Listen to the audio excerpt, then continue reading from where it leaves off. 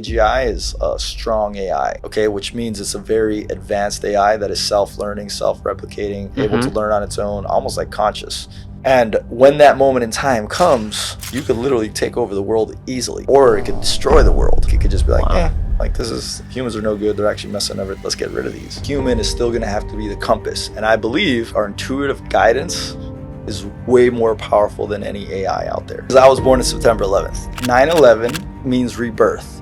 What also happened when those planes hit the World Trade Center? A new world was initiated from many different ways. You know, America did come together. At the same time, crazy laws went into effect. The war on terrorism really started. It was a new age. You can almost build anything. Like soon, you don't have to have a developer. You won't even need designers. Your developers and designers need to be so AI efficient. They have to have creativity to a very high degree. If you're just doing a job, you're gone. All right. Welcome to the show, Jonathan.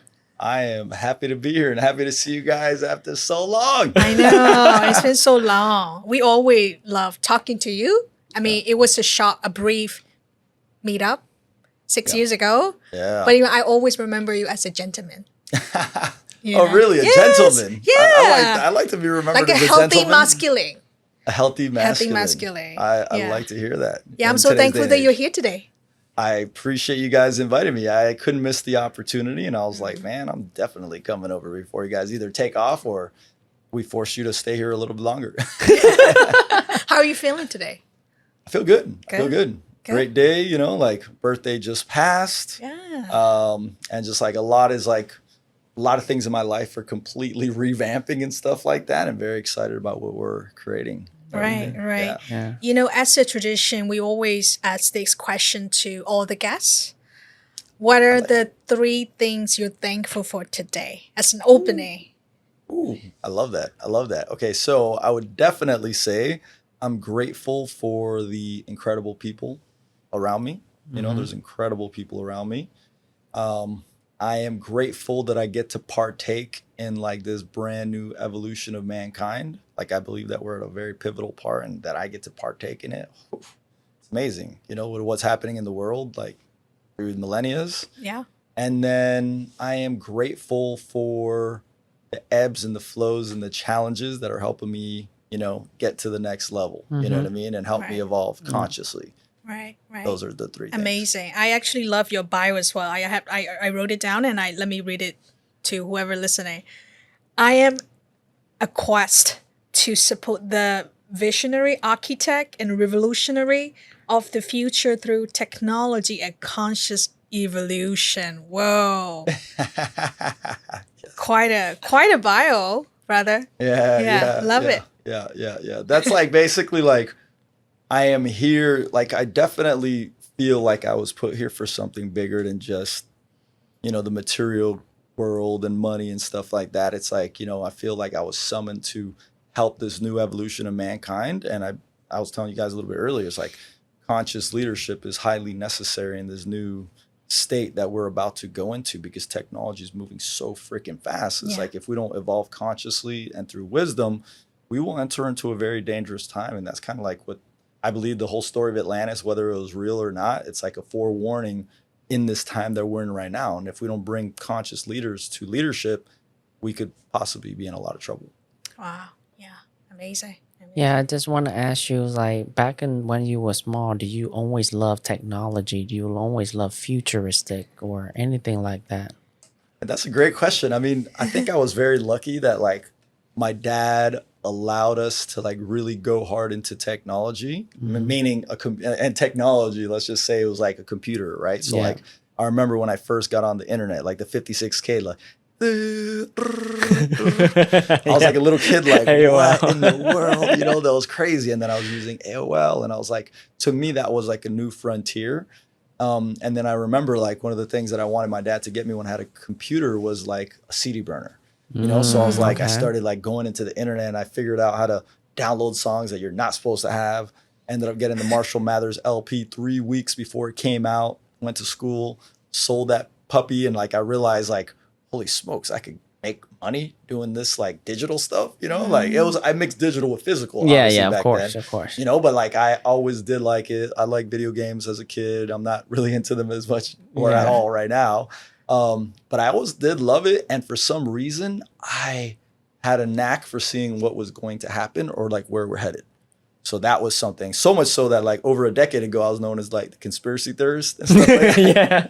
And like now people are like, okay, now we got to listen to Jonathan. I was the crazy one. And like now they're like, whoa, he was actually right about all these things. Bitcoin, you know, when it was like very early. You were ahead of it. Yeah, like when we met, like you were ahead of it. Oh, we were big like when we met you guys. Yeah. Remember me,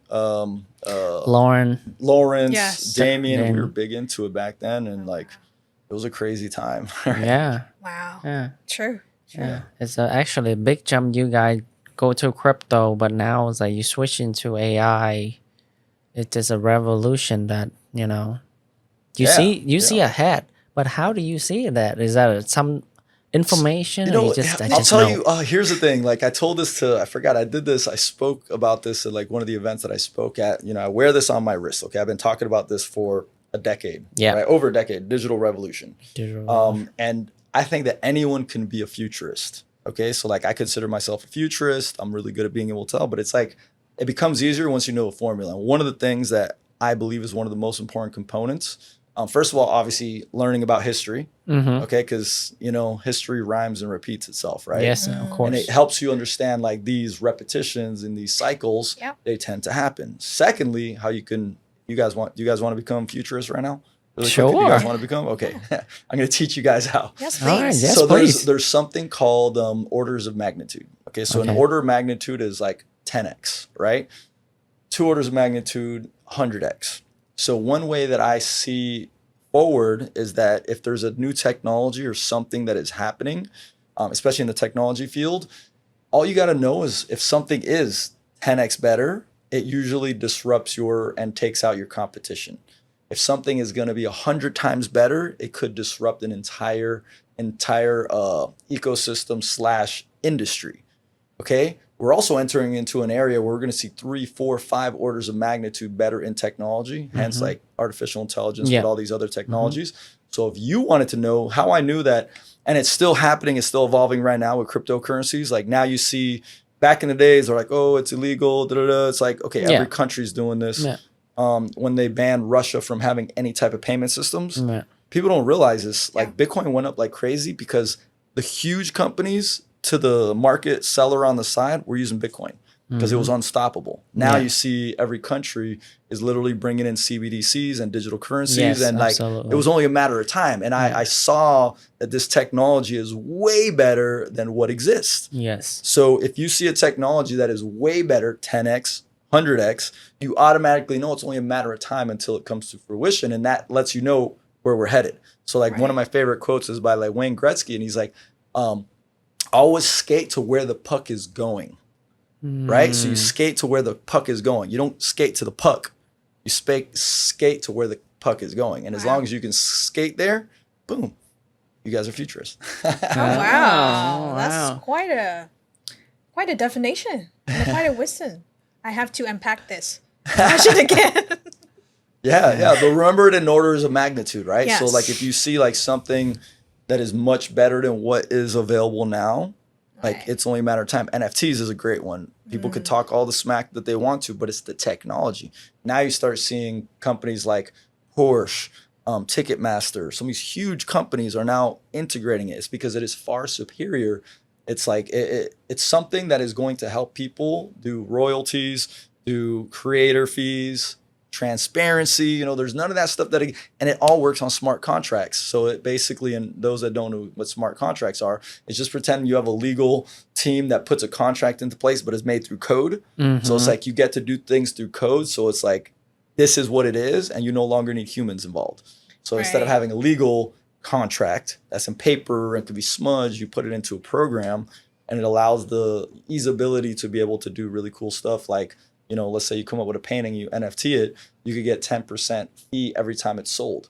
If Picasso goes and sells his painting for $100, but then let's say he sells it to Mike for $100, and then Mike sells it for $1 million, Picasso doesn't get $1. Yeah. Yeah. Yeah. So wouldn't it be fair that Picasso gets some of that money too, like Yeah. 10% or something? Yeah. And then if you sell it for $1 million, he gets 100 grand. Yeah. That's more fair for Yeah. Picasso. Yeah.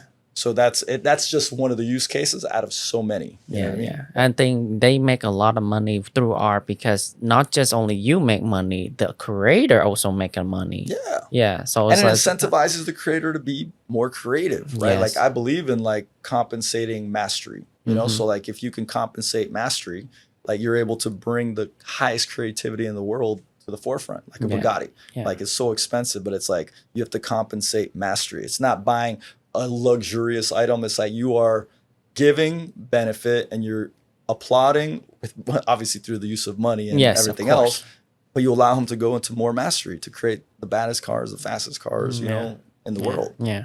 Mastery. I do love NFT because I do play I don't know if you know Axie Infinity. Axie Oh, I've Infinity. been So hearing I'm about it. breeding a lot of NFT to make money to sell the other people. Yeah. So I did that route once. It's like, I'm having fun because you know were growing I was baby. growing baby Digitally. and that digital baby, Yeah, and I yeah. sell to the It's so people, cool. and people was like, "Oh my god, it's funny!" It was yeah, fun. It was yeah. fun. And one of the NFTs like I can sell for like 2,000. I was like, That was crazy. shoot, 2,000 for this? I'm breeding more. It reminds me, I used to breed exotic reptiles. Oh That was yeah. one of my companies. I sold it in 2016 to one of my partners, and like we used to breed the most exotic reptiles. So when I saw NFTs, I was actually trying to get my ex-business partner to do it Yeah, through yeah, NFTs yeah. to Right. do the breeding of reptiles through NFTs. Oh yeah. You know, he that's never amazing. went through with it, but I'm like, man, that's such a next evolution. Yes. It's like, first of all, you don't have to deal with the physical animals, Yes. and, you know, supposed cruelty and whatever it is. But you get to do them through NFTs, and it's so easy to be able to replicate these things. There's like you were talking about that you were breeding them, like there's dragons, and Yeah, I eggs hear and, like, that. potions. I'm like, there's so much stuff, and the possibility is so awesome, right? Because for me, Mike always introduced me in that in the world like that. Because I didn't come from that type of background. Because you know, I came from the background that from Burma, and then we were living in the regime. The government is like, you know, whatever you say the truth, shut up, right? Yeah. So when I started seeing him, like he actually opened up for me. You know, because a lot of stuff like becoming more open-minded, critical thinking. I'm like, when he started doing like breathing, like the baby, like what is this? Right? It's always like fascinating to me. Yeah, but it's actually benefited me. So like he will help me in my business as well, and like I'm like becoming more innovative. Yeah. Yeah. Nice. So like you were always ahead of the time, and then you have like a strong conviction for what you were doing. Is there any times that people I doubt on you, whatever you're doing, because they're not really understanding? And then did you come across people like that? Like, you know, a lot. I mean, for sure. way more back in the days, because like I was like, Yeah. I was one of Yeah. those guys that would talk about, you know, I guess there was like government things, whatever it was, like, you know, all the stuff that Snowden came out and talked about. I used to talk about those way before, because I was like, there was a period in time where like I was so obsessed, like I just was studying like every night, no joke, like 4 to 6 hours going into rabbit holes, like, you know, about like, you know, history, you know, the elite families, you know. I don't know if you guys remember a point in time where they had the hacktivist and anonymous basically, and then Yes. you had Yeah. the protests, the Wall Street protests. I forgot what it was called. There was a name for it.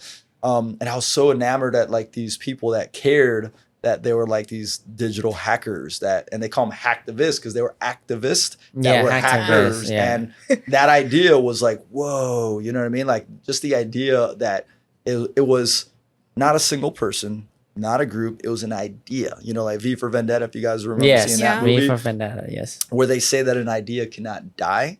Right. So like that was the same exact composition for me, where I was like, whoa, you know, these people care. And then if people are doing illegal stuff, they're basically going after them. And it's not just one person, whatever it was. So I started just going down so many different rabbit holes of history.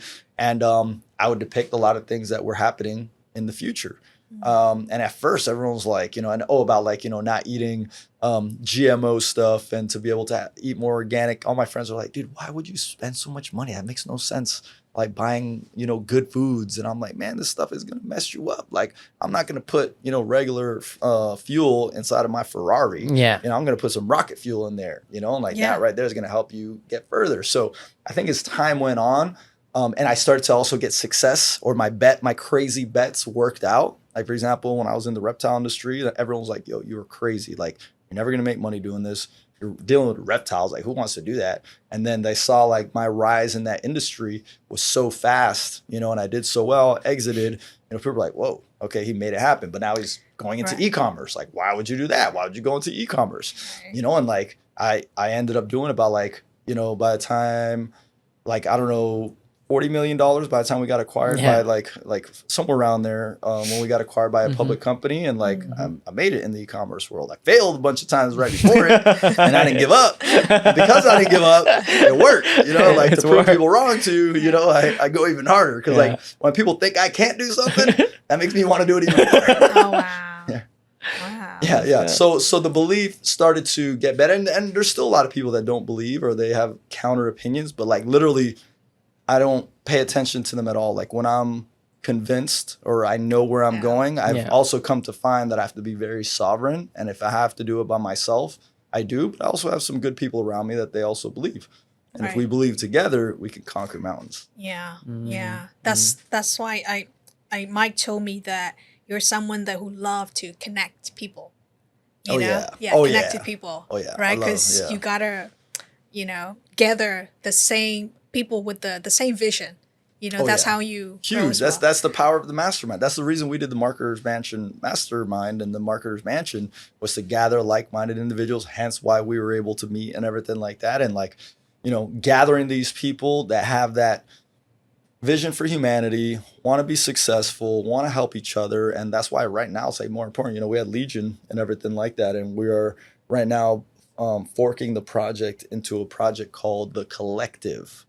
So it's like, it took a long time to come up with the name, but it's like an AI-based community. And because things are going to move so fast, and I believe in like bridging the gap between technology and mankind's wisdom, that's been one of my mottos since I started Digital Age Business, like in 2008, 2009. Right. And like, it stands even more true today. That's another thing that I saw it back then, right? That was like, what, 15 years ago, whatever it could have been.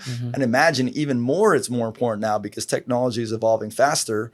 People are losing the wisdom. That's why it's great what you guys are doing right now with this podcast and the things that you guys do, because wisdom is highly necessary. Because if we just have an over-intellectualized civilization with crazy technologies, that's dangerous, super dangerous. And that's why I was like, I love artificial intelligence, exponential technologies. And we're like, okay, we're going to open up this community, bring a hive mind of people that can help each other and do good for humanity. Not just, hey, let's figure out how to make more money. It's like, money's great. It's a byproduct. You know what I mean? We're going to do that. But how about let's build cool stuff. Let's build the future correctly. Let's bring up more conscious leaders. How do we do that in that manner to basically bring in a new age of thriving, joy, great things for it? Instead of what could be, who knows, we could get run under communism, under AI, that's an actual possibility. Right. I love the way you put conscious leader. I actually put my bio as conscious leader recently because I love the word conscious. Yeah. Could you tell me what are the, at least 3 qualities of becoming a conscious leader? Not just a leader, but conscious leader. Yeah. So where I grabbed the word conscious is throughout history. Yeah. But there's like one piece of work that I really like. It's from David Hawkins, Dr. David Hawkins. If you guys have read his book, Power versus Force, and he has something called... I saw you mention about that. We haven't read it yet, but I told Mike that we're going to read it. And Patrick, actually in the conference, he said, read this book for 3,000 people. Read this book. Wow. I mean... because it's a very powerful book. Yes. And it's like, it's basically the ancient teachings brought into a simple format. And he has something called the maps of consciousness. Yeah. Okay. And again, this has existed forever. And that's why it's so powerful, because it's not like it's a new concept that just came out in this book, Power versus Force, and his different books that he has on spirituality. Yeah. But it depicts the way that we can evolve as human beings into enlightenment. And it goes from 0 to 1,000, right? So what's interesting about it is that he depicts that we have 78% of the population lives under a number 200, which is the same consciousness level as a pig. So we have 78% of the population that lives in an animalistic state. That means that survival, you know, greed, gluttony, pride, you know, depression, like all the negative connotations that come underneath it. And then once you reach 200, you go into courage. And courage itself is very important because you have the courage to stand up for yourself. Yeah. Stand up to your boss, stand up to your, you know, someone that's abusing someone else. Like you have the courage to do these things. And think about it.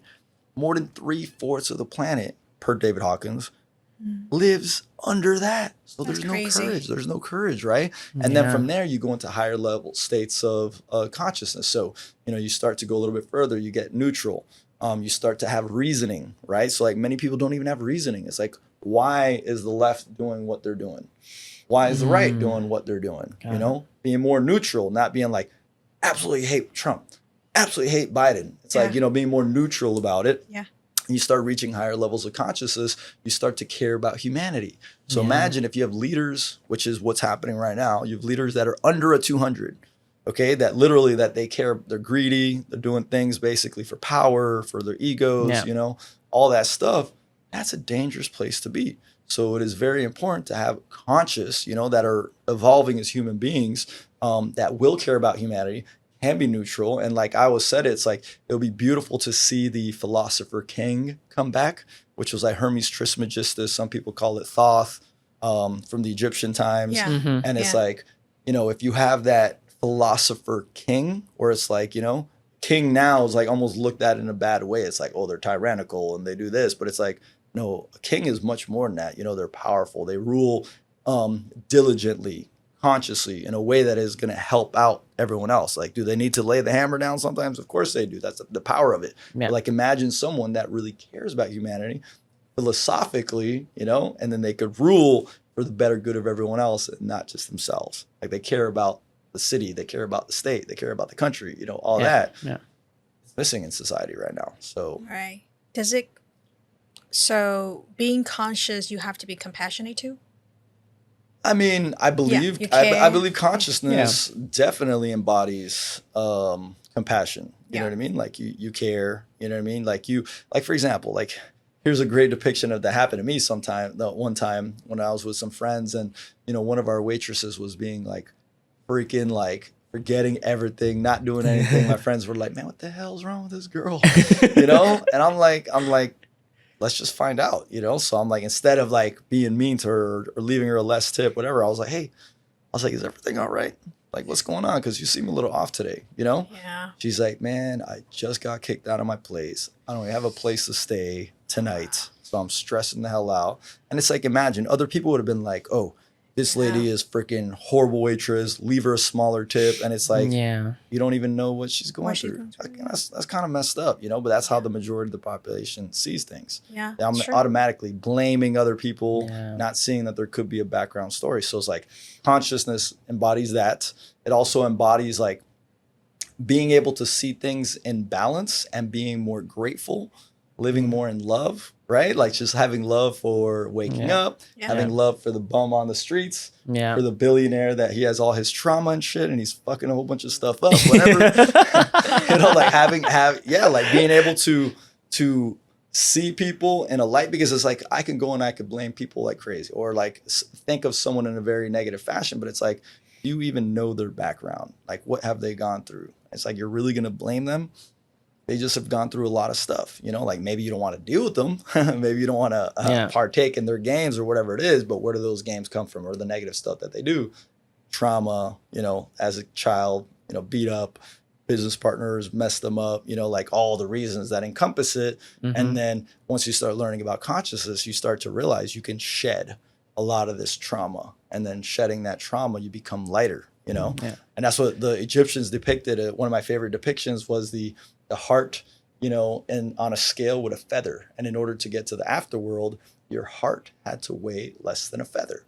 Oh, wow. So it's like you're shedding all this trauma, you're shedding all the unideals, and you're evolving consciously, just like maps of consciousness. The higher you get into enlightenment, your heart becomes lighter, you know, and that's like a depiction. And I saw one of your story on Instagram, and you say you connect to the calendar, and September 11 is important. Can you tell me about that though? Yeah, I mean, it's funny because I was born on September 11th, and I didn't know until like 2 years ago, I think it was, that September 11th was also the first day of the oldest calendar, which is the Pharaonic calendar, which is literally like, I think it's like supposed to be like 6,200 years old or something like that. Some people say it's like 4,300. You know, there's accounts in different ways, but it is the oldest known like depiction of a calendar in it's a 13-month cycle or something like that. And it's interesting because during that time, so we have two events that happen. It's like there's a celestial one, which is the Helix something comes into order, and at the same time, the Nile River overflows. Okay. So it was a time of rebirth and rejuvenation. And it's literally the first day, but then it makes you understand why so many important things happen on 9/11. Remember what happened to the United States? What happened to the 9/11? You think they picked that date, one of the most crazy days in American history? Do you think they picked it by accident?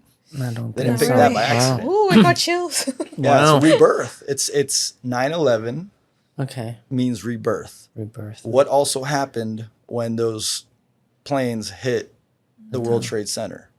A new world was initiated from many different ways. You know, America did come together. At the same time, crazy laws went into effect. The war on terrorism really started. You know, it was a new age, and it was picked probably on purpose. Wow. Wow, that's Mind insane. blow. Very mind blow. Yeah, that's insane. Yeah. So I'm just want to ask you this. So you know ChatGPT. Yep. A lot of students, they use ChatGPT to solve the problem for the test. Do you think ever in the future that AI and school system merge together? Well, what I think is happening now, and it's funny because I was talking to one of my uncles. I was in Kentucky, and he's a teacher. So I was asking him about, I'm like, how the hell are you dealing with this right now?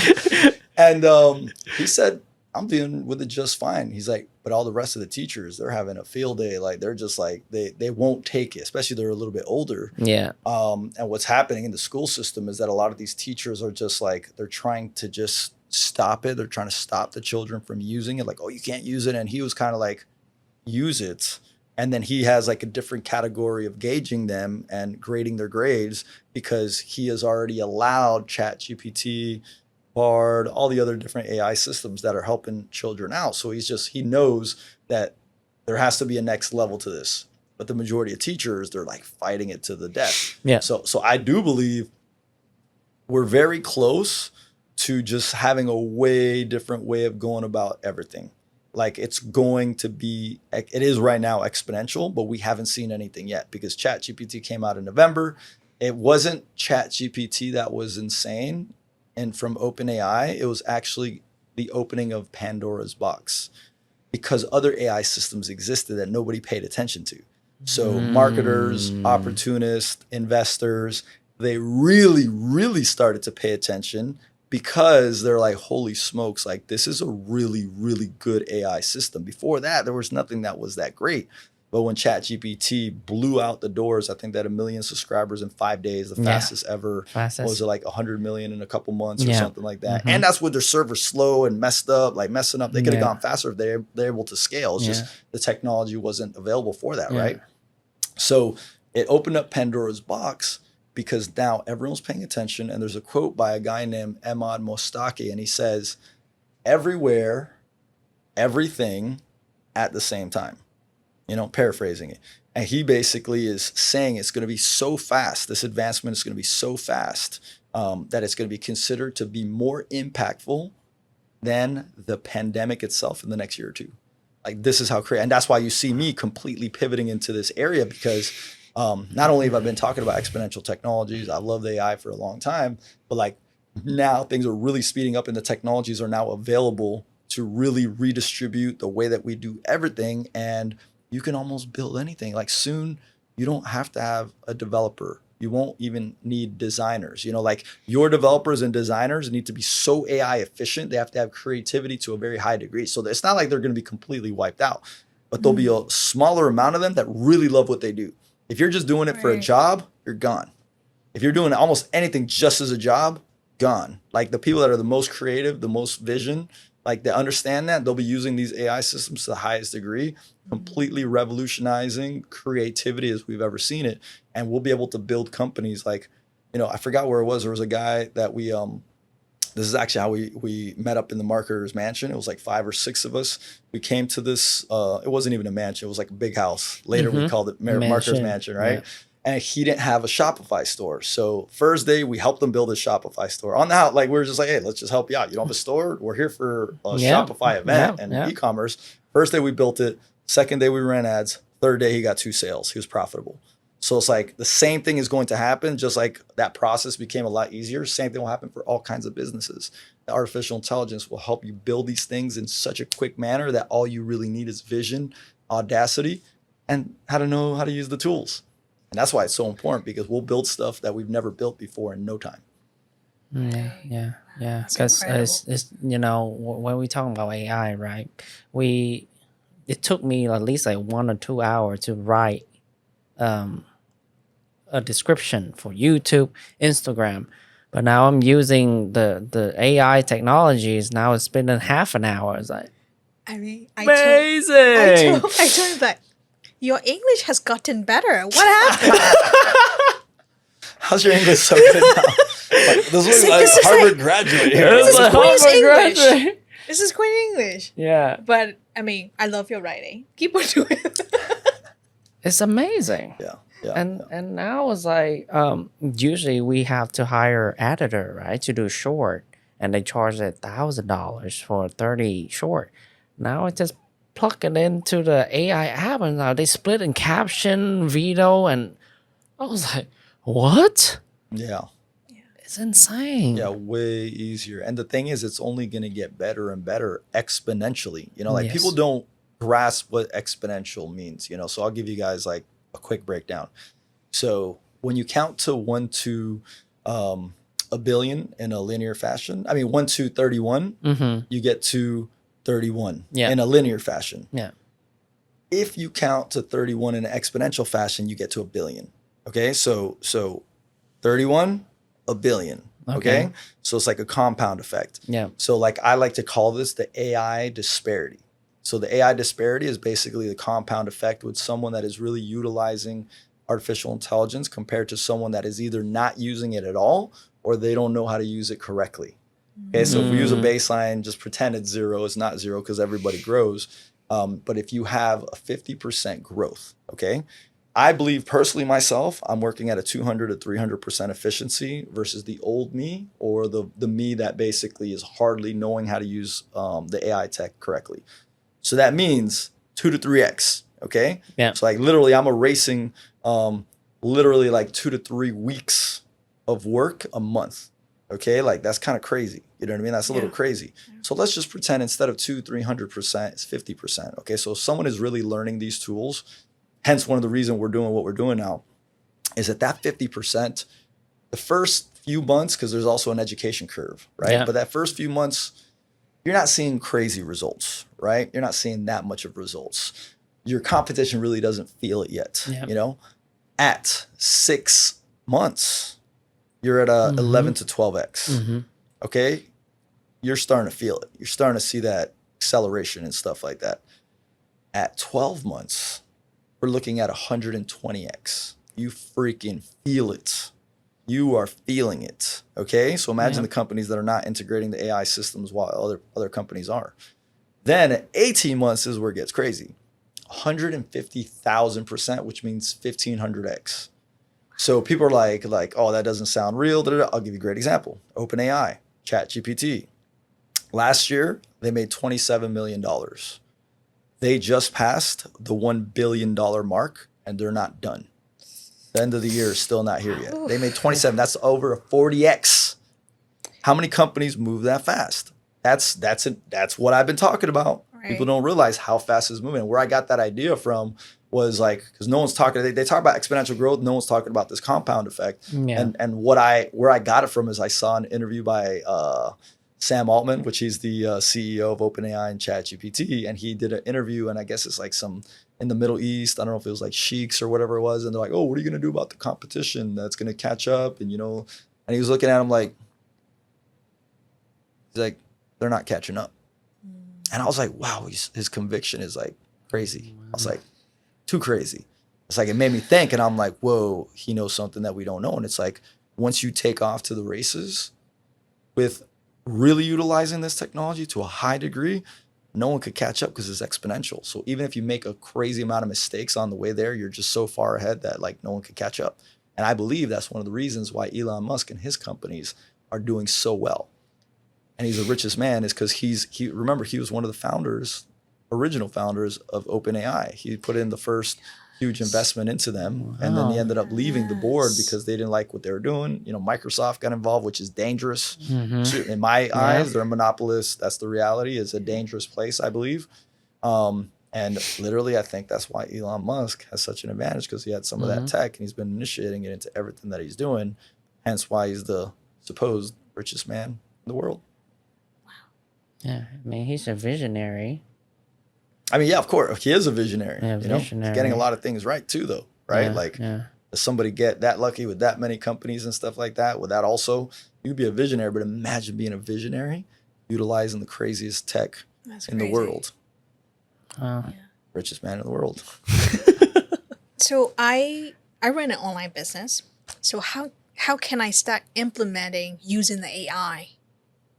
Oh yeah. More in my business. I mean, there's newbie. I mean, there's 1,000 ways. I mean, the biggest thing is to get around people that are really into this stuff. Luckily you guys know me. Yeah. Okay, there we go.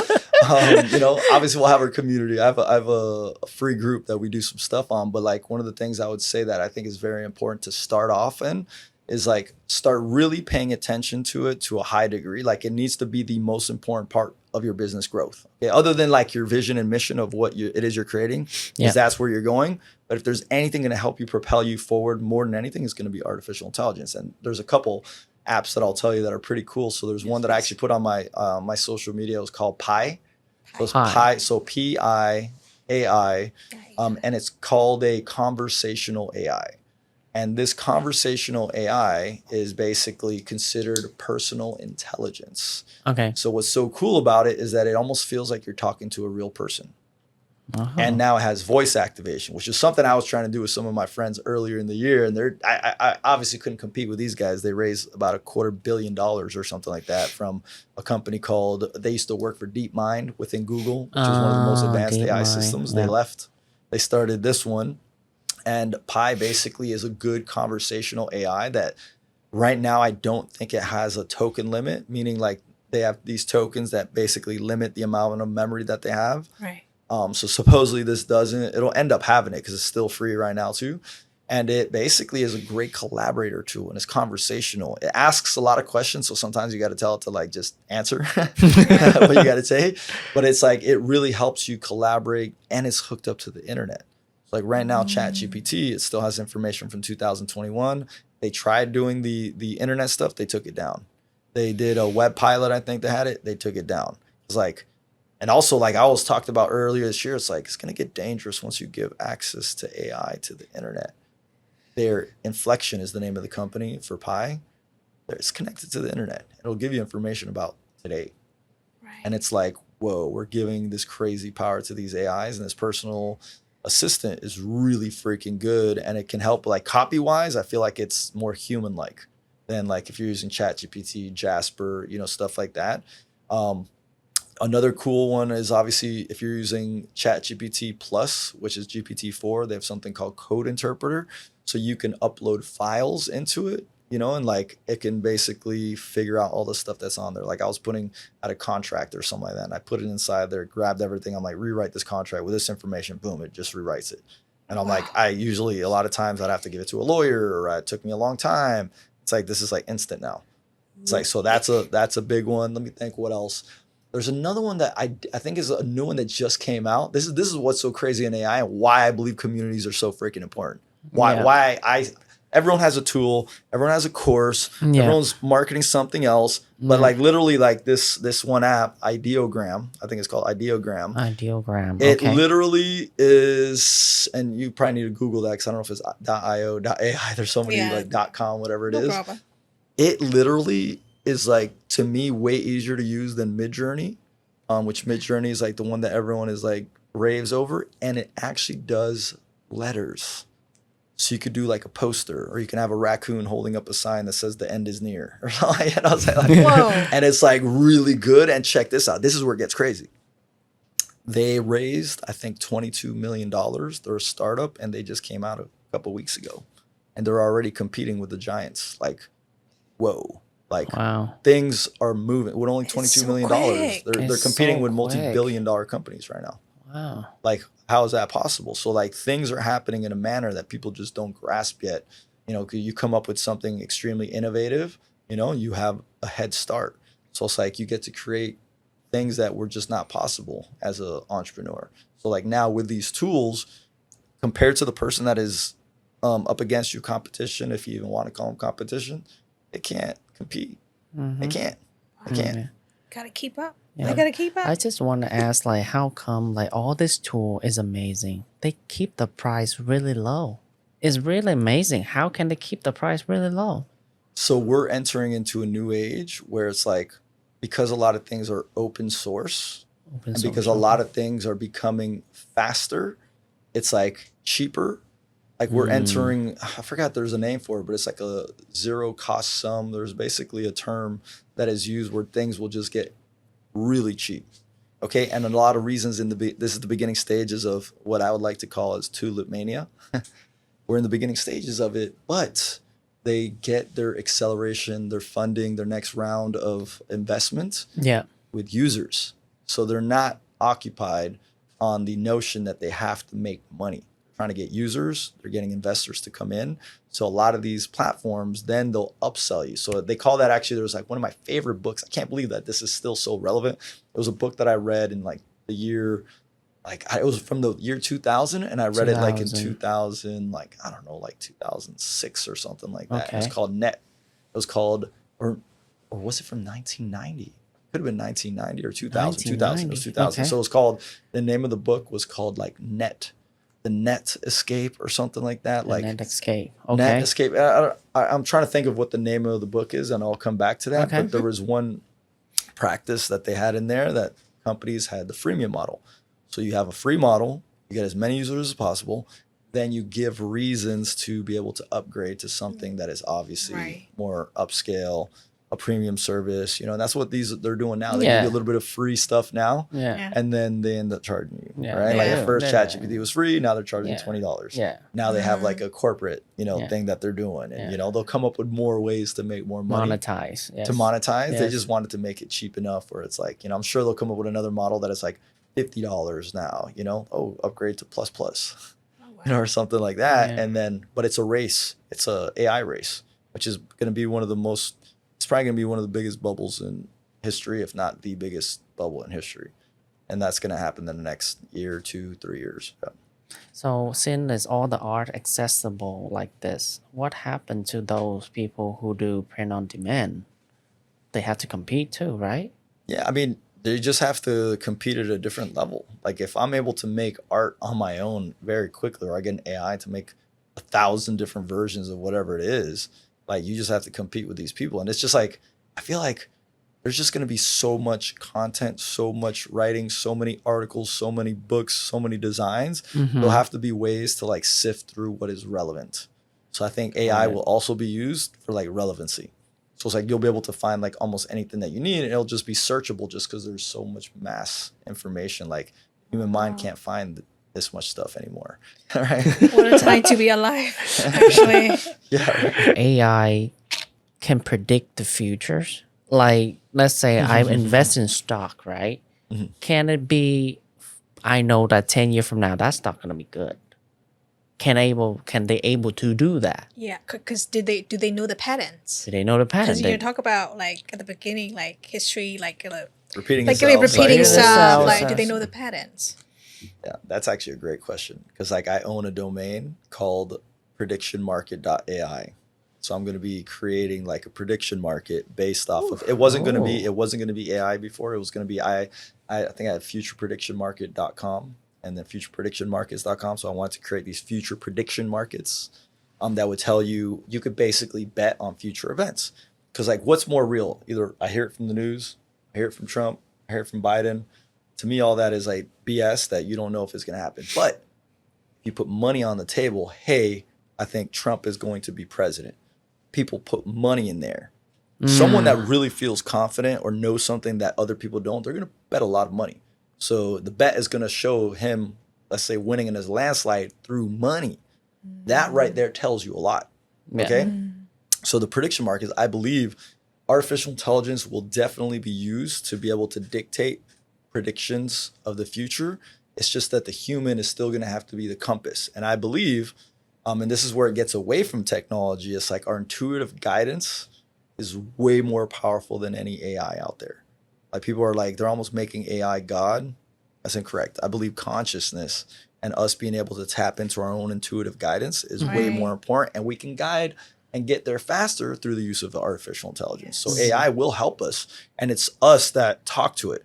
One of my favorite quotes by the DeMartini Institute, and people that are part of the DeMartini Institute know this one quote where it's like, the quality of your life is based on the quality of the questions that you ask. So in AI, it's the same thing. Like you have to ask really good questions, and the better you get at asking these questions, you will literally have a huge impact with where you're headed, how you're doing it. Because everyone talks prompts, this. I mean, it's not prompts, man. It's going to be questions. Like people don't get it. You just have to give context and ask good questions. You have to give it really good context and then give it really good questions and then direct it in a certain manner. This whole prompt thing and everything like that, prompt engineering, is just another way to say knowing how to give context in the proper manner. It's just a fancy way of saying all that and how to ask good questions. Wow, that's incredible. That's a mind blow right there. So when you talk about AI that moving so fast, of course there's a lot of people cannot catch up because labor costs going to be cut in half. And so is that create a new wave of new job to people to learn or not? There's a huge debate on this right now, right? So like a lot of people, like even Sam Altman, he has something called WorldCoin. WorldCoin is basically, people don't realize what they're doing because everyone's signing up. They get free coins of the WorldCoin for signing up. They have these orbs all over the world that basically they look into. They get scanned. They get put, basically it's a digital passport, like a world passport. And then he wants to create basically a UBI. So it's a universal basic income, which to be honest, I'm not a fan of. I'm not a fan of universal basic income. I think people's creativity, people's audaciousness and everything like that will be able to, like you were saying, a new job to be able to come into place.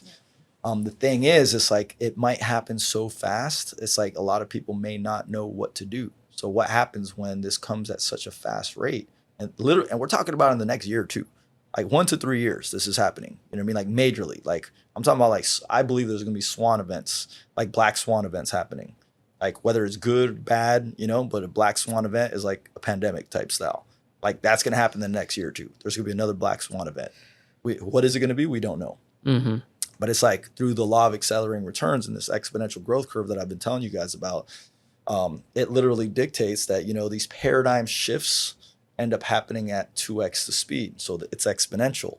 And what ends up happening is that, let's say, for example, let's go back in history a little bit, you know, because these are paradigm shifts of technology for the world. So like when we learn how to speak, paradigm shift. When we learn how to have fire, paradigm shift. Tools, paradigm shift. The Gutenberg press, when we were able to print books, like I have my knowledge and I can share it through books. That was a paradigm shift, you know? Come closer to now, the internet was a paradigm shift. Social media was a paradigm shift. Obviously, AI is a paradigm shift, right? Yes, it is. But don't you notice that like they're happening a lot faster? So imagine for a quick second that we have something as powerful as the internet, as powerful as social media, as powerful as AI, happening now every 6 months, every 3 months, every month, couple weeks, days. Like we literally live in an age where paradigm shifts could start happening daily. Could you imagine what kind of world you're going to live in when things as powerful as the internet or AI are happening on a daily basis. You wouldn't be able to keep up, right? So it's like a whole new wave of humanity that we've never seen. We're talking about possibly interstellar traveling, staying alive forever, crazy stuff. Yeah. Oh, wow. Wow, that's crazy. It's crazy. Does that scare you though? Does it scare you? Yeah. I mean, I just think that we're in a new evolution. The only thing that scares me is that we don't do anything about it.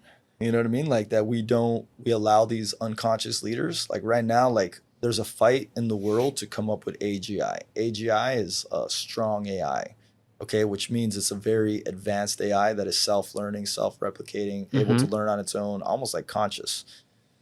And when that moment in time comes, you could literally take over the world easily, or it could destroy the world, right? Like it could just be like, like humans are no good. They're actually messing everything up. Let's go travel the universe, let's go do whatever it is. But it's like, hopefully, mankind, and not just men or men, mankind, women or men, are able to be diligent, conscious, care about humanity, to be able to direct the AIs in the right way and show AI that we're a good species, like that we're actually here for something better and we're just not greedy, life suckers, like that we're not like literally taking the life out of Earth, and who knows if we get power to go into other, galaxies and stuff like that, like dangerous. They could be like, or dangerous civilization, like let's get rid of these. Oh my goodness. Get rid of this. Yeah. But so when AI becomes so go to life, so what happened when it comes to security and privacy? Because we use so much, we give all our data to them. And is that any privacy for us, or is this? Well, I think that's why like Web3 and like cryptocurrency / the blockchain is important, because like I think you're going to need high level amounts of security also. Yeah. So it's like you don't want to just have your entire life out there for anyone and everyone to be able to encompass, because also like the more that they know about us, the more they can manipulate us, which they can already do that to a high degree. Like an AI could really, like, if you even fed right now like your personality, and like let's say we got a whole bunch of documents of everything, all your interviews, everything we learned everything about you, and like we put it into an AI, and it's like, okay, let's get him to want to vote for the other adversary. This is what he likes. These are his values. It could literally figure out how to manipulate the shit out of you. So think about that for a quick second. That already happened in the 2016 elections with Cambridge Analytica. Yeah. That was 2016. Yeah. Okay. Do you know how much more advanced AI is now? So these elections, like we're not noticing it, but online, we are being manipulated to such a high degree, it's not even funny. That's already happening. Marketers like myself, I like human behavior psychology. Like if I really wanted, I could do probably some insane stuff. It's just not my MO to do that, but there's other people that they don't care. Yeah. They don't have hearts. They don't care about humanity. They don't care about people's, health, mental health. They don't care. They care about winning, making money, and those are the unconscious leaders. So we need conscious leaders to come in and lay the hammer down, like, boom, this is not happening. We're not allowing this. Yes. These are the rules, that need to be put into place, so that we make sure that we go in a proper manner and we don't destroy ourselves. And also, I love the fact you keep talking about the conscious leader, because those are so important. Yeah, I just want to ask, like, when you talk about all these futures like this, the person who you dating. Okay, are we switching into the relationship topic already? Yeah. Okay. So yeah. Who was the first person in your life that taught you about love? There we go. I mean, I don't know if I could consider it my mom. You know what I mean? You started blushing already. Look at you. Woo! I mean, I think the person that showed me unconditional love and like just showed me that was my mom. You know what I mean? Like my mom was the more unconditional love.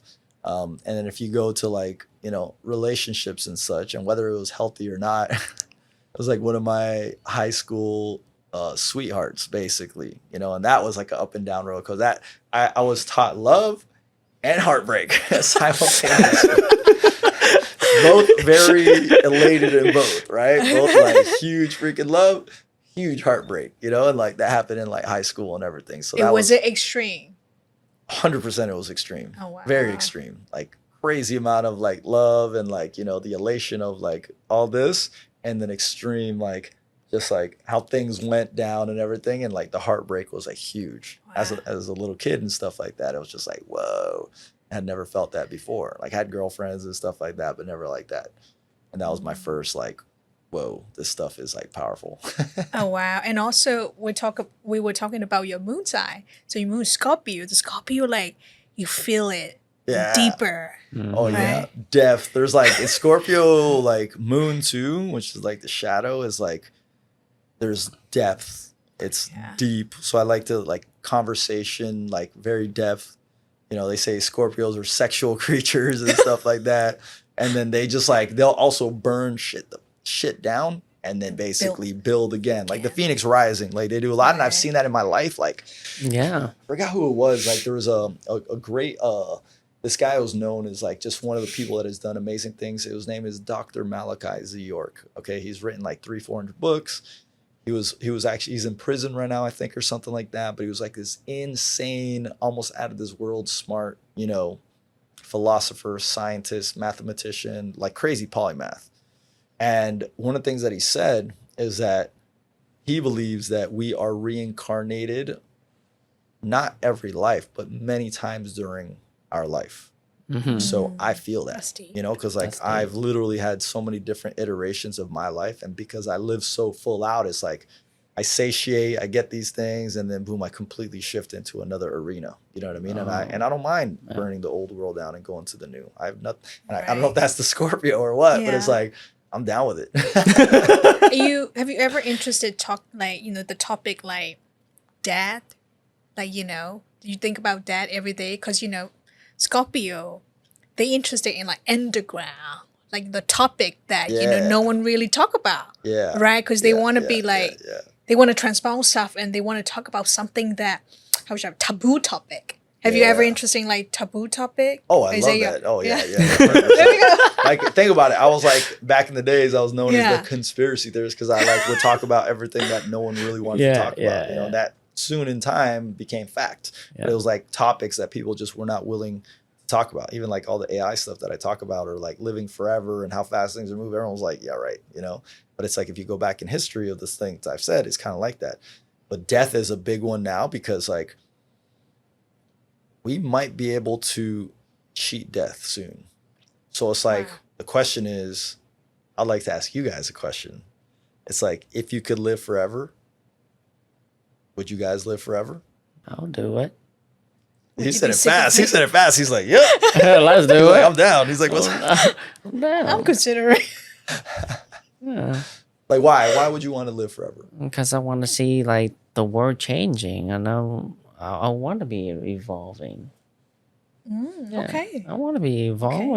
I want to see like people changing time and time and time. I want to know. I'm curious. For me, I grew up with Eastern philosophy. I grew up being a Buddhist, right? So like that is something that we cannot predict, or like it could happen anytime. Even like we're having a conversation, or maybe tomorrow, I don't know what's gonna happen. So that's actually keep me in check. That any time, anything can happen. So I have to be intentional with my life. That's actually keep me in check. You know, so that's why I'm like, I love to talk about the topic around death and stuff like that too. So Buddha said that you cannot actually control around death because it's like it's nothing is stable. That's his philosophy. So yeah, you stay here. Yeah. So the thing is, like, if I stay in the, she have to be here with me, stay alive. But what happens if the loved one of your life, every single one of them pass away, and you're still young? That's crazy hard. to think about like hard. that. Wasn't there the movie? What was the Highlander? Wasn't that like kind of like his? I think that was the notion. I don't know if it was Highlander or what movie. I think it was Highlander, where he like he was living forever, stayed the same age, and he would literally go in the love. different as a highlighter. That was just like super crazy. And you know, like that was one of the questions that, you know, I've been asked. It's like, would I live forever? And it's like, you know, I think there's grace and there's something beautiful about knowing that you're going to die. You know what I mean? Because it's Yeah. like there's a type of urgency to like, you know, love more, Yeah. you know, be able to do the things in this lifetime, Right. to be able to create. It's like, wow, I will perish. And then yet at the same time, similar to what you said, it's like, you know, what happens, you get to see like an insane evolution or us planetary, you know, traveling, you know, interstellar traveling, like who knows like what is out there. And like one of the big things for me is like, I want to know the universal laws. I want to know what is out there. What is down in here, right? Like this goes as deep as it goes out there, you know, inner worlds, outer worlds. Yeah.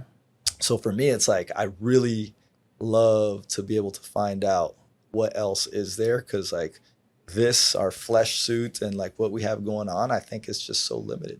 So much more out there. The thing is, people believe in past lives. All we'll do is come back and do it again continuously. So theoretically, we're possibly living forever right now. Yeah. As source.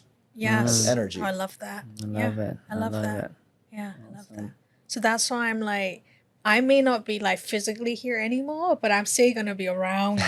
Be careful. She's gonna be watching. You watching? Who's this new girl right here? What's your love language? Yeah, so my top 2 love languages are physical touch. Yeah, as most men. And then second is words of affirmation. You know, I feel like it's switching a little bit. You know, like I like acts of service also. Yeah. Funny enough, like quality time, which is like women's, like it's not my. I love the thing is I love my alone time, and I love to be able to just be the places that I am. And it's like I'm a very free bird type of person. Where it's like, but I thrive in relationships, so like I do love it simultaneously. Like when I'm in a good relationship, I thrive. I feel like my success comes a lot more, you know, when I'm in like actual relationship. Yeah. Did you see like any what zodiac sign you dated the most? That's interesting. So for some reason, Leos is like one of the one that is like the most, and then ones that pop up also that are like, you know, like big ones is like Sagittarius. Seems like there's definitely connectivity with Tauruses and Cancers. You know, like those seem to be the ones that just come around more. But sometimes I meet like some signs that I don't really do, and it's kind of interesting simultaneously. Oh, and there's definitely ridiculous amount of connection with like Scorpios and stuff like that. Because of like my shadow and stuff. That's like, intense. That's like intense. Oh, wow. Good to know. What is your romantic dream team for you? Let's say if you were to pick a woman. Yeah. Like healthy feminine. Yeah. So what would be look like? Like what is her Like attributes? you know, what are you looking for in a woman? This is for my woman audience. she's like, just so y'all know. Jonathan is available. So it's funny because like I attract a lot of like spiritual women, right? Like I'm like, you see me as a technologist and like strong masculine man, whatever, you know, and then like, but I attract a lot of highly spiritual women for some reason, like, you know, and usually like teachers and stuff like that. So I would say like spirituality is a big one, but I'm not into like the woo woo, like all the way to that side. Like I like balance, right? Of you know, course. hence like David Hawkins' work of reasoning, knowing both sides, the good and the bad, which is the yin and the yang. Like I think sometimes women go too far. I'm not into the one where it gets way too woo woo. No. Yeah. I like balance, but I tend to the spiritual women a lot. Like good fitness obviously is important to me, like eating healthy, like sometimes like I guess I attract women that, because like believe it or not, like I might be in shape, but I don't eat the best. Like I don't. Oh no, you're just lucky that, huh? I'm like, well, I mean, I think it's also, I think the thing is like as I tap more into like I like to call it sovereignty. And like you know how I was saying the Egyptians had the feather and then the heart. Yeah. Like the more I let go of so much shit, like literally, like my shape is changing like crazy. You know what I mean? Like I feel like I'm getting younger. You know what I mean? My energy. Do you use Botox? No. Asking You know, for a friend. it's funny because like I just turned 40 and everyone's like, what? They're like, no way that you're freaking 40. Like everyone, like a lot of people Yeah. are shocked. They're like, dude, there's no way that, are you just playing around? And you know, like no way. I'm like, yeah, like I am. Do you use any skincare part? Like, And I don't use any skincare. I don't Stop eat, it, bro. I don't do like protein. I don't do any of that stuff. And like, I'm like, man, I should probably like, I think I just put on my stories the other day. Like, what if I actually applied myself? Whoa. But I think also so many people, here's the thing too. This is a huge part. I'll give you an example. 2018, 2019. I remember that like the same time of the year, right before the holiday. Yeah. I was eating the same, whatever it was. And like, I felt like I was out of shape. I didn't fit into my shirts. I was judging myself and I wasn't in that great shape. 2019, the same year, same time next year, I remember I was looking in the mirror and I'm like, damn, I'm in really good fucking shape. And I'm like, how? I'm like, I didn't understand. I was like trying to understand. I'm like, why the fuck am I in such good shape? And I'm like looking back at the last year where I was judging the shit out of myself. And I was like, da da da. And I realized, I'm like, what has changed? Only my judgment on myself. I was judging myself, eating a burger, judging myself. I love pizza. So I'm like judging myself. Right. I'm putting on a shirt, judging myself, judge, versus the next year. There wasn't any judgment. Complete different change. And I like realized, and I started to ask a lot of like older women that were in good shape. It's like, I started asking them the type of questions and I saw the same thing. They didn't judge themselves when they ate bad or whatever it was and everything. So I believe one of the biggest components, like staying healthy, younger, good shape, all that, and it probably goes into every other field too, is judgment. So if you stop judging yourself, shift, huge shift. And I think that's the number one thing. And that's why like, I think I'm in better shape and I still don't eat that. I don't eat that great, to be honest. No pills, no protein after workouts. I do work out. I mean, I do work out. Yeah, you do.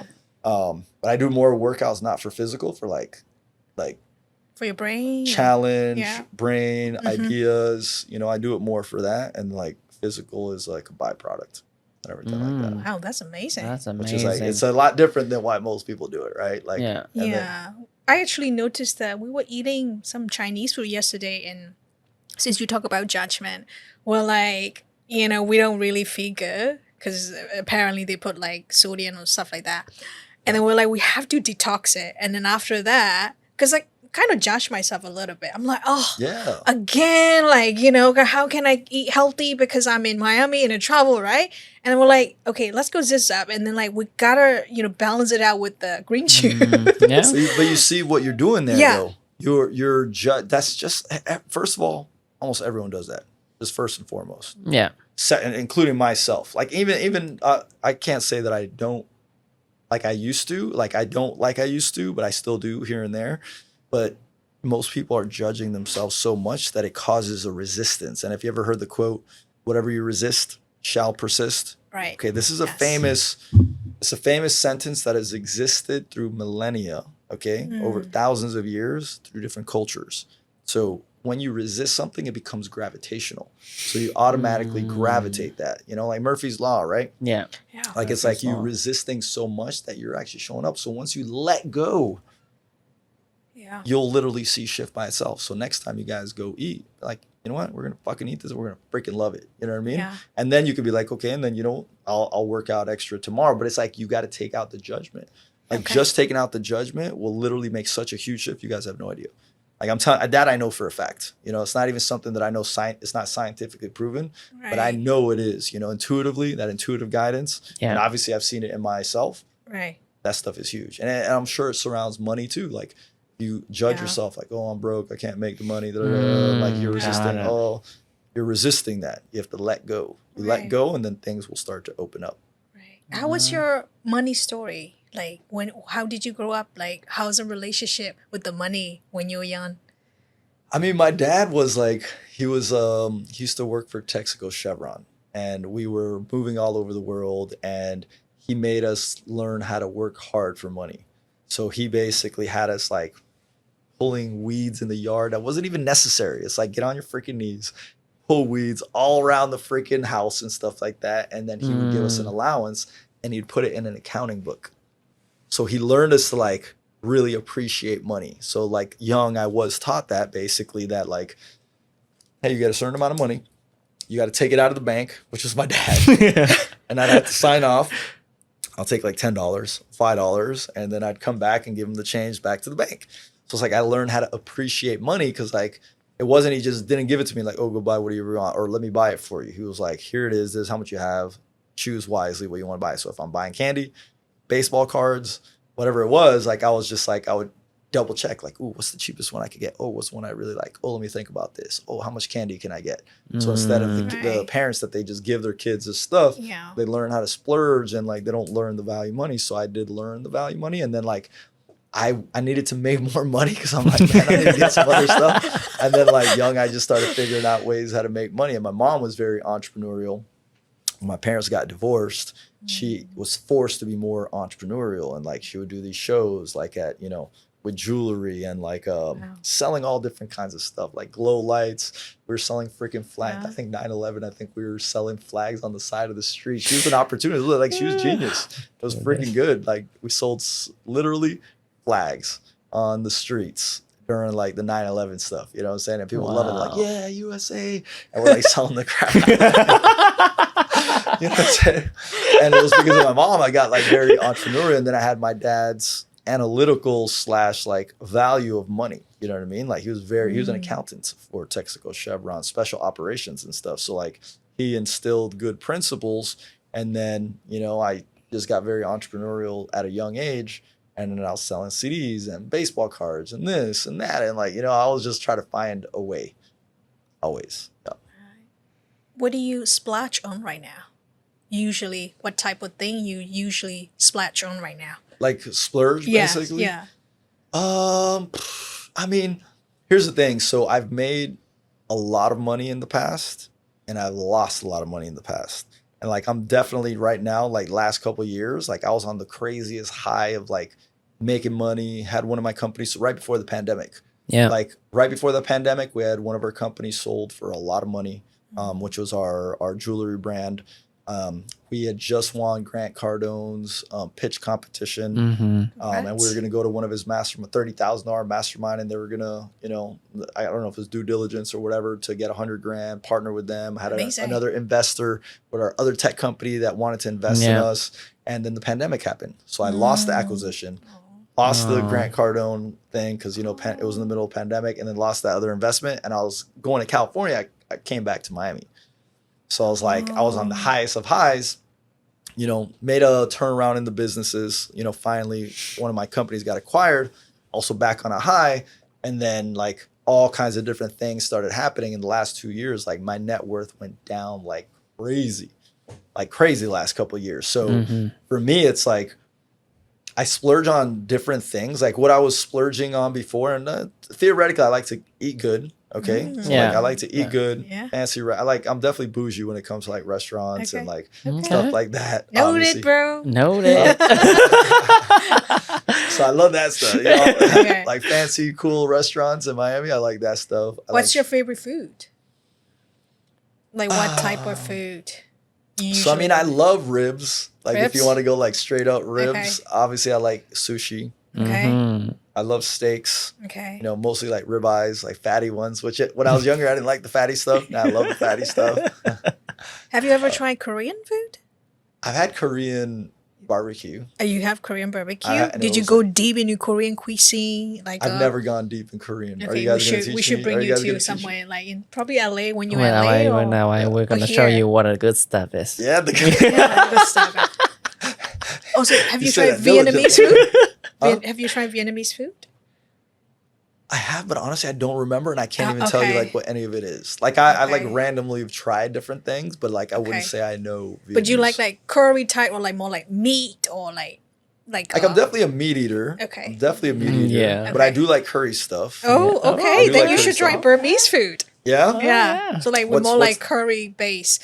A little similar to Indian. But I like we're like more spices. Oh, I like that. You know, I mean, I don't like too spicy though. Okay. But I like mild, but like I like it to kick and taste. Okay. Like, okay. I like with Indian. I like butter chicken. Butter chicken, yeah. Your favorite too. Butter chicken, yeah. Dude, there's a place down in Miami. It's called Aisha's, like by the falls. Oh, like amazing, like incredible, like Indian stuff. Like when you guys are back down or come back, or if you stay longer. Aisha's like amazing. Aisha. Okay. There's another one in Midtown, but it's not as good because it's like the same. And the owner is a badass guy. I think now he travels all over the world. He has one like in New York or something. He used to be there all the time. And like, man, that restaurant, amazing. And you could tell like the type of people that go there, like, you know, deep rooted Indians and stuff like that. Yeah. And you could tell that like they know that that's the place. You know, super good. I see. So you splurge on good food. Good food. I mean, I used to splurge on like cars when I was younger. You know what I mean? Like I haven't driven in 3.5 years, ever since the pandemic. I sold my car. I was going to California. I was going to get another car over there. Pandemic happened. Came back, rented a car. Realized I didn't like driving. I stopped driving. I'm like, I was said too. I wanted to have a chauffeur. It ended up being Uber, but I just don't drive anymore. Like, so when I was up here on the way here, like it was like, I don't know, it took me even longer, I think an hour, because there was like traffic. Yeah. Yeah. I was working. You know? Like imagine an hour where I had to be on the phone thing. Yeah, you could be on calls and stuff, but I was on my laptop, on my thing, chilling. Yeah. That's what I think too. I don't like to drive. I'm always a passenger princess. Passenger princess that make you like, make a drive. So when I lived in Burma for 2 years, I was like, I got a new driver every day. You said taxi all the way. Yeah, you can do so much. Don't worry about what's happening, you know, like not having to find parking. I mean, I love it. Like there's sometimes I wish I had a car, and I will have upon one of my next exits or something big, like, you know, because I'm very goal oriented. Like I don't like to give myself something until I like accomplish something. Yeah. You know, like I was supposed to buy a Ferrari in 2019. I even made a post about it, and I was going to buy a Ferrari because we were making a certain amount of money. I didn't hit my goals. We did a lot. We did about $5 or $5.5 million in a single month, but like it looks good on the books, but it's like all that money was left in like inventory. So it's like profitability wise, like it was hardly there or not at all.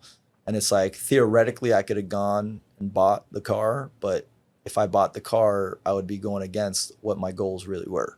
And I would have just been doing it for clout, whatever it was. And I'm like, no, I don't deserve it because I didn't make my goal, you know? So I didn't. You know, so I'm like I like to hit a goal and then get myself something. So I will be getting myself a supercar though. Okay. I will be getting myself. That's going to happen. Look forward to that. Look forward to your Instagram post too. yeah. Oh, and I guess I splurge too. Like I like staying in nice places, and like you know, I'm obviously in a nice place in Miami with incredible views. Like I do take that because I also work from home. Yeah. So like that is very important to me too. Like I have some of the best views in Miami from my place. Yeah. Amazing. Yeah, I love that. Amazing. Do you have like any, you know, morning ritual to prep yourself? Right? Because I notice you that you're really good at training your mind, talking to yourself, and program your mind.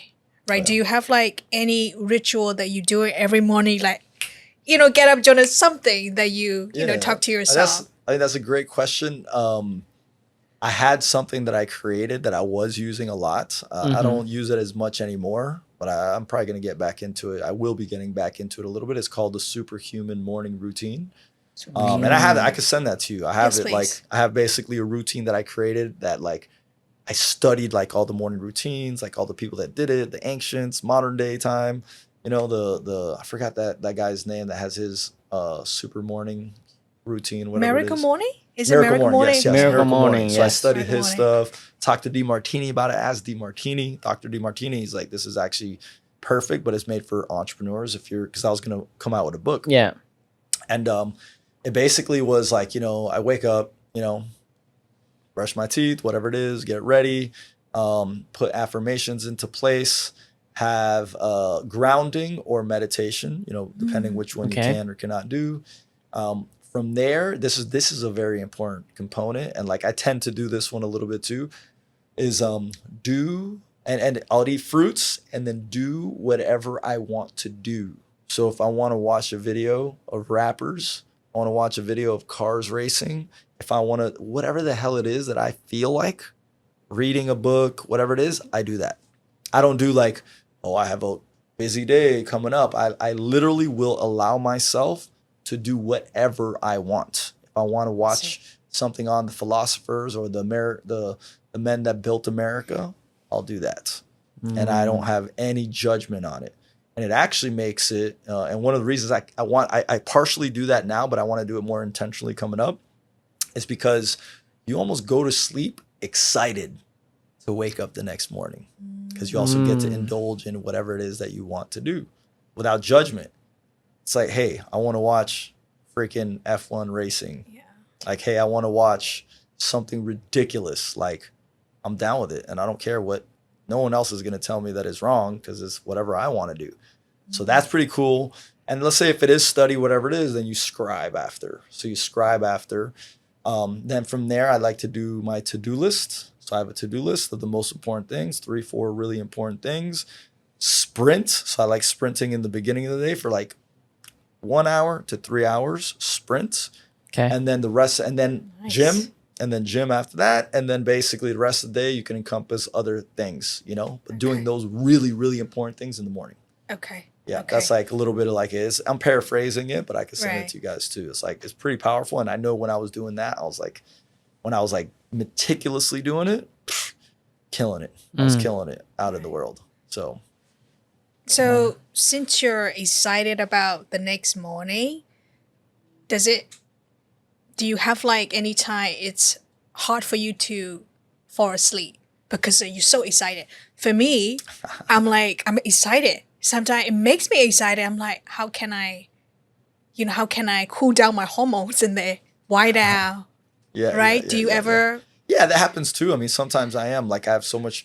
So if I'm like, I like to call it, I used to say this a lot because I used to go to sleep at very different times. Now Yeah. it's a little bit more at par, but I still kind of like seesaw, but I used to seesaw like crazy, and I would call it living on natural time. So it's like, hey, if I want to go to sleep at 11, I go to sleep at 11. If I want to go to sleep at 2 a.m., go to sleep at 2 a.m. You know what I mean? Like, you have to understand that factor. And if you're really excited about something, put out that energy. Like sometimes Right. I'll literally be in my Yes. bed, like, Yeah. because I have 2 stories in my condo.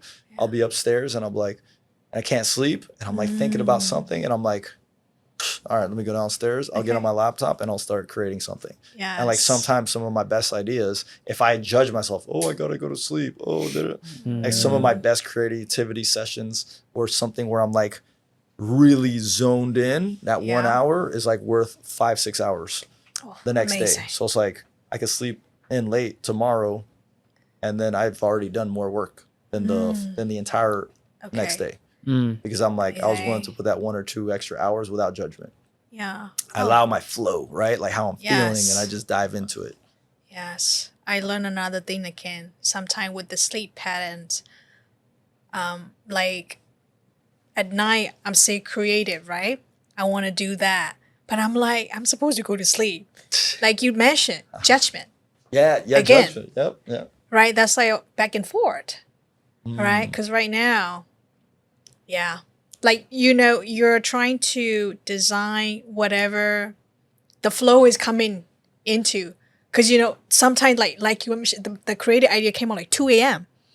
You cannot shut up, right? I cannot go to sleep, right? So more like less judgment on whatever that you're doing. Good to know. Yeah. Yeah, Thank you. because Thank you, brother. she been struggle with it because she talked to the client or she have a class at night. Sometimes the class is very fired up Yeah. and she couldn't sleep. Yeah. It takes up a lot of your energy and like Yeah. fires you up, and you intake some of that. Yeah. And then she couldn't sleep, and then she's in the morning she tired. She's like, I can't sleep at night because I'm so excited about teaching. Yeah. And I was like, Then I think I should be walking on that type of day. Like walk a yeah, little you bit. can work a and, little bit and just Okay. Yeah, Okay. that's a way too. Like you could also like one of the things that I was doing before, I'm not doing it as much. I would like do gym in the nighttime, which is like a little weird, like even late and stuff like that. yeah. And like that would, instead of being more awake, it would help me fall asleep, stuff like that. So that was something, like different. Okay. Oh, and then like one of the things in the morning routine is like some type of physical exercise. Doesn't have to be gym, right? Everyone's different. So it could be Yeah. yoga, it could be walking, could be Yeah. jogging, could be freaking kung fu, You know what I mean? Like for everyone has a different modality, but the key is mobility, like moving. Cause like there was Moving. this one lady, that we worked with. We helped her with some website stuff. Her name of the company was her name was Anna. It was Smart Minds. And she was like a crazy expert when it came to like children that like have issues, psychological mobility issues. And she was like telling me, you know, because she's an expert in this field. She says that a lot of the intellectual side and some of the brain function is based on motor function of the body. So if you're not moving the body, like you literally are not playing at like the highest levels. So motor function is super important. And then all these kids that have all these cognitive issues, they actually help them through motor function and moving the body. And a lot of times that can cure these psychological like brain things that they have going on. I was like, whoa. I was like, super cool. Yeah. Right. We actually felt good this morning. We went to the beach. Yeah. Get the sun and read, and I was like, one of the best day ever. Yeah. You're like getting energized and stuff. And it's also like that's also what's it called? Grounding. Grounding. That's like prime grounding right there in the beach. Powerful. Yeah. Because we want to prep ourselves, relax ourselves before we come in this podcast. Yeah. And now we're here. Because we've been doing since we've been here, we didn't really go to the beach a lot. That's crazy. You're in like South Florida, like.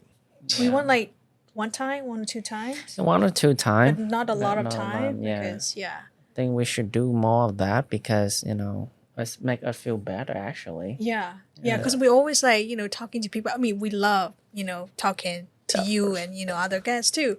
We're like, we gotta chill.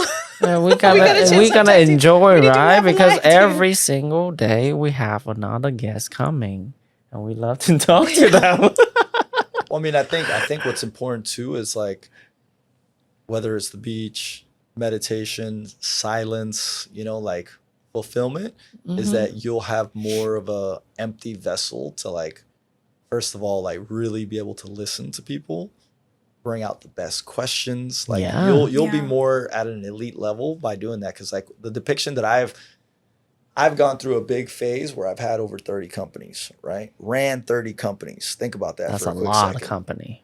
And work with I don't know how many clients when I had my marketing agency, which allowed me to launch all these companies. And always I was like the hero, right? The hero, the CEO, the one fixing everything, and the one that's like, you know, pretend the hero is like the guy that is running around, flying around the world and fighting villains, fighting this issue. He's in action all the fucking time, right? Me now, I'm wanting to tap more into the wizard. So going from hero to wizard, where the wizard chills out a little bit more. He stays back in his castle, and then when really big things are happening, he comes out to wave a wand and make huge impact. Very like the lion. So the wizard to me is like the lion. The lion sleeps like 18 to 20, 22 hours a day. And then when he comes out to play, he's not playing around. Like very impactful. Like he's coming out like usually the lion is not the one that hunts, you know, it's the female. The female is actually doing the hunting. But when it's time where it's like she's not catching stuff, he's like, it's time. And when he gets out there, detrimental impact, you know, and he's just chilling out because he knows when that time comes, just like the wizard, mass impact. So I'd rather observe, enjoy myself, give more to myself, and then observe, read, study, enjoy myself. And then, but when it's time to make a decision, I'm in more balanced state. So I can make way more precise decisions that have higher impact. Like I can look at the entire picture and all the stuff that I was doing. It's like, wait a second, I could just hire someone for a lot less money to be able to take care of all that and not have to do all that work. And I could just sit back and then concentrate more on this thing that's actually going to make me more money than I'm paying this person.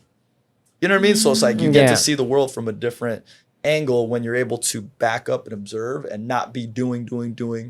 Like, because the doing, that's not what we were made for. It's just that people get caught up in it and they're caught up in their mind. They allow the mind and the intellectual prowess be their master instead of their heart. And heart-centered leaders, to me, which is conscious leaders, they're the ones that lead the pack. You don't have to be doing everything. And it doesn't mean that you don't go hard into action, because if you're very inspired, driven by the heart, you can cause mass impact. You're inspired.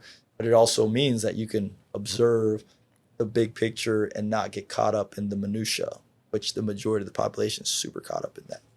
We talk about a lot of stuff today, right? So one day, do you have an idea to get married or settle down? Or this is not the last question yet. This is a bridge to the last question.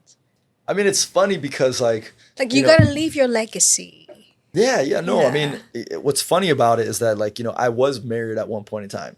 I was married. I got divorced in like 2012. I was only married for like a year and a half. So I went through that, and then like obviously that left probably like some type of trauma and whatever it is. And I worked on myself so much, like ridiculous amount with the different women that I've been with and stuff like that. And like, I was even in an open relationship also. So I was like, I experienced that, satiated it, stuff like that. And like only as of late, I've like kind of got back into, okay, I could be in a good monogamous amazing relationship that could go into marriage and stuff. So only recently I got back into that mode, but like for a while I was kind of like probably just wanted to have fun, enjoy myself, whatever it was.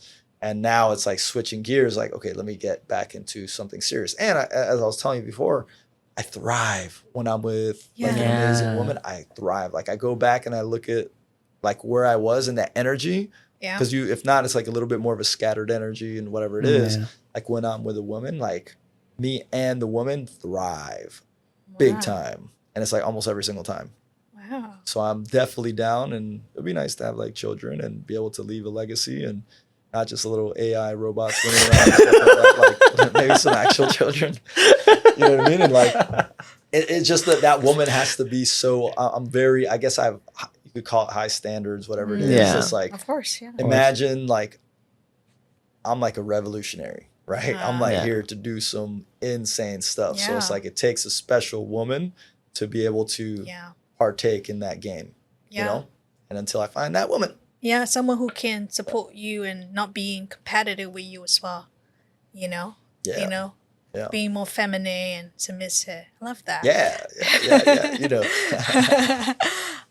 So what type of business legacy you want to leave?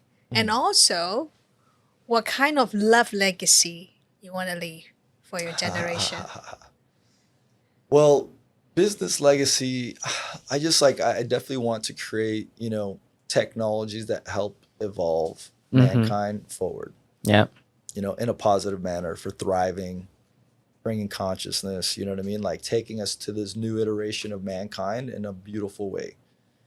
Simultaneously, like the love legacy, if you want to call it that, it's like, I want to make sure there's a legacy that I have supported a lot of humans. I've literally loved hard, not worried about breaking hearts, but loved hard and like shown that I really care about, the people around me, future wife, and everything like that, where it was not a competition. It was not about materialism. It was more that I just cared and I just wanted to like live full out and simultaneously like doing amazing things for the world and sharing with the best people around me. And like just being known as a person that did that, not for my ego, but it's like just being me, sovereign as can be, conscious Jonathan. Right. Yeah. Amazing. Thank you so much, Jonathan. Thank you so much, brother. Thank you. Thank you for coming to the show. I wish we have continued this conversation in future. Probably second episode. So second episode with you. Yeah. And thank you for coming out. I really appreciate your time to be here. We really appreciate your time. 100%. Thank you for having me out here. And it was a great conversation. Yeah, you guys were very present. That beach probably helped out a lot too. Yes. I love that. So we probably have some videos when they come out. I am going to put a Burmese subtitle because your video is going to be shown in my country. Oh yeah, cool. Yeah, so they'll be watching you. Yeah, they're gonna know, like the whole country's gonna know that you're single as well.